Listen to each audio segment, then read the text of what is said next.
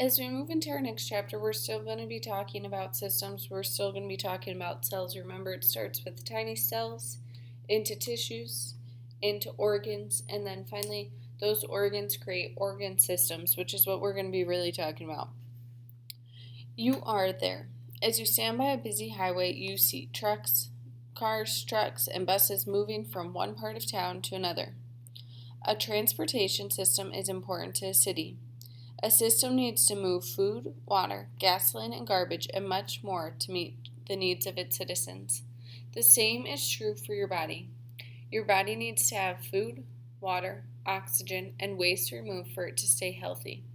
How does your body do these jobs? And that's really what we're going to be looking at this chapter is just how your body performs those jobs. And it works so much like a city has to meet the needs of the people living there, and our body has needs that need to be met also. We're going to begin reading with the circulatory system.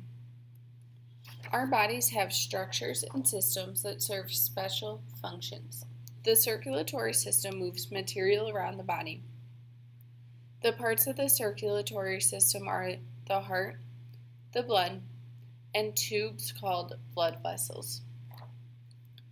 A healthy city depends on many systems. A system is a group of smaller parts working together to get a job done. And right away I see that in my notes. A system is a group of smaller parts working together to get a job done. And it's really important all throughout this chapter. We are going to see how cells work together, how systems work together to get the job done to help your body. Not a single part does everything by itself. In a city, the transportation has roads, buses, trucks, and cars to move people and supplies. The water system has pumps, pipes, and drains to move water. The garbage system has trucks and garbage dumps to keep the city clean. Many different systems help keep the people in a city meet their needs. Think about the cells in your toes. Like the people in a city, these cells have needs that must be met. How do they get food and oxygen? How do waste get carried away? Just as a city takes care of its people, your body has many systems to take care of its cells. The body's transportation system. The circulatory system. The circulatory system is the body's transportation system. It moves food and oxygen to each cell and takes away cells' waste. The system includes the heart, blood, and blood vessels. As with all systems, each part of the circulatory has structures that help the system get the job done. So completing our notes, the circulatory system. It moves food and oxygen, which are both necessary things for your cells, to each cell, and then takes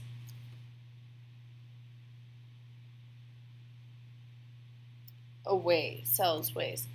So just like us having to get away waste, that you need things going in, but also things are going to have to go out, and it's the same way with cells.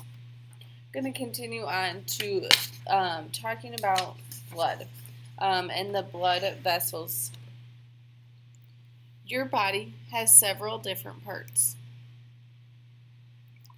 Each part has a different job. The biggest part of your blood is a straw-colored liquid called plasma. And that's going to be our first note right here, is the biggest part of your blood is plasma. And so as we're working through today, we're going to see our blood, 100% of it. The plasma makes up over half of it. So this part is all plasma. And like we talked about, that is straw colored. So we don't really see it as the straw colored, but we see it in there. Plasma makes up a little bit more than half of the blood, and it carries your blood cells. So plasma makes up a little more than half of the blood. The grocery stores in a city depend on trucks and trains to carry food to them from farms. Like them, the cells in your body depend on the blood's plasma to carry food to them from the digestive system. So, plasma carries food from the digestive system to your cells. So, when you eat your food, then the plasma carries nutrients from that food to your cells to help them get the nutrients they need. Plasma also carries away the cell's waste. Cells get their water from the plasma as well. Finally, plasma moves some chemicals from one part of the body to the other. For example, adrenaline is a chemical made by glands in your lower back. Your blood carries adrenaline from these glands to your heart and muscles as a signal to be more active. So if you think about before a big game, you might have a lot of adrenaline going, or before a big play or something, and then all of a sudden your body is saying you need to move. You've got so much energy built up. You need to be more active. Get going. Your cells need oxygen to get energy from food. The red blood cells carry oxygen to your body's cells. These cells are bright red when they are carrying oxygen. After they give oxygen to the cells, their color turns to a darker red. Red blood cells make up a little less than half of the blood. So if we're looking at this is where red blood cells come in.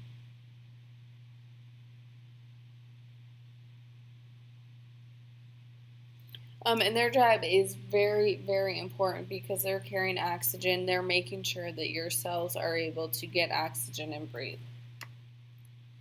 Jumping up to white blood cells and platelets. Different kinds of white blood cells work hard to protect against your body against germs and other harmful things. So white blood cells perform an important job in helping you fight against germs. Some white blood cells wrap around and break down germs, pieces of waste matter, dead cells, or cells that are carrying germs. Others make chemicals that kill the germs. So they'll either go around and they'll basically wrap around and destroy the cells, or they'll kind of send off a chemical to kill that germ. The number of white blood cells in your body is always changing. When the body needs to fight infection, it makes more white blood cells. So say you have some germs that you got hit with, maybe somebody in your family is sick, then your body's going to make more white blood cells in order to fight off that infection. Not all white blood cells are actually in the blood vessels. Some squirm their way between your body cells and attack germs there. So they're always moving and they're always working to keep you healthy. White blood cells and platelets make up a very small fraction of the blood. So in here, we've got plasma making up more than 50%, red blood cells, and then right here we have white blood cells.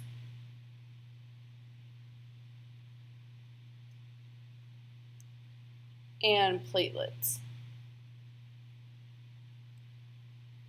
And they have a super important job, but they make up a small portion of your blood. So white blood cells protect your body from germs. When your body needs to fight infections, it makes more white blood cells.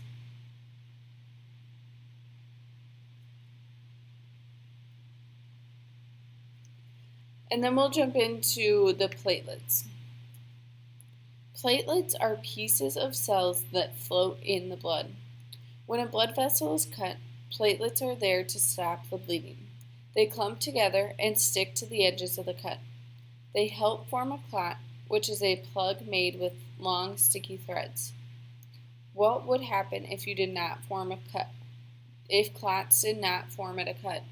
So the job of the platelets is to help you when you've been cut. So even if it's a small cut, or especially if it's a big cut, eventually it stops bleeding, and that's the job of the platelets. It causes it to stop bleeding, and it puts a clot there, which is why it stops bleeding.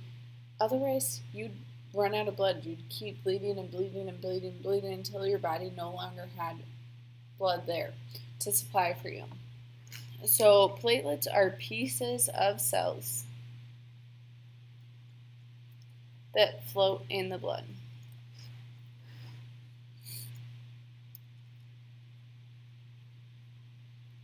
Platelets help to stop bleeding.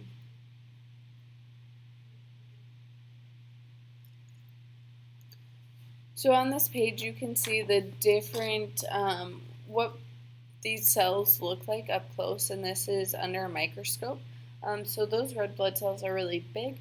The platelets are a little bit smaller, and then you can see that it's long sticky threads on the edge of the platelets, and then you've got your white blood cells. In this box, you're going to write the function or the job of the blood cell below.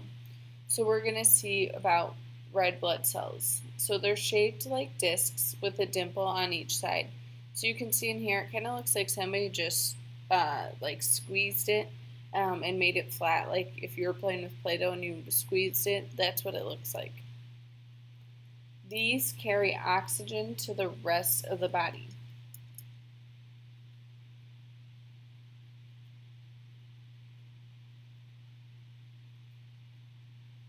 And that is a very, very important job.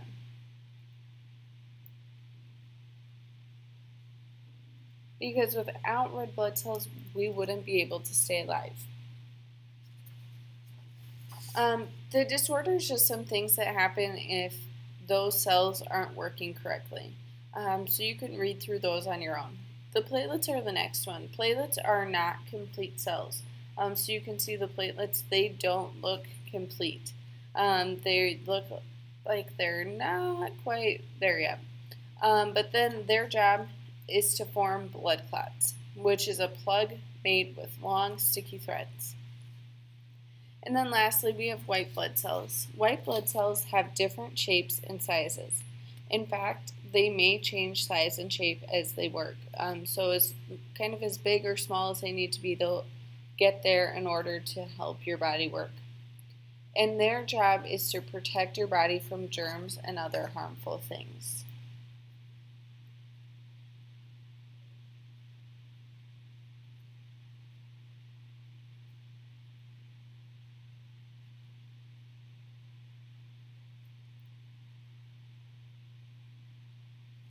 Alright, and I want you to stop right here, place your notes in your book, and we're going to finish the rest of this lesson tomorrow just because it's a long lesson.